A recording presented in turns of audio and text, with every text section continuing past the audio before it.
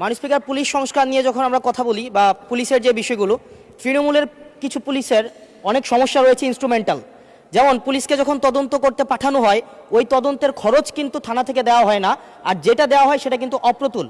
আমরা যখন পুলিশকে একটা কাজ করতে দিচ্ছি কিন্তু বাজেট দিচ্ছি না, পুলিশে একটা কালচার প্রচলিত রয়েছে, সেটা হচ্ছে ম্যানেজ করে নাও।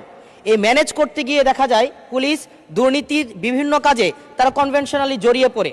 যেমন কিছুদিন আগে আমাদের 26শে মার্চের প্রোগ্রাম হয়েছে, এবং সেটা হচ্ছে সবাই জানে এই 26শে মার্চের প্রোগ্রামে যে বাজেট দেওয়া হয়েছে প্রশাসনকে, সেই বাজেট এবং প্রোগ্রাম করতে গিয়ে যে খরচ হয়েছে সেটার মধ্যে কিন্তু আনুপাতিক অনেক ধরনের ব্যবধান রয়েছে।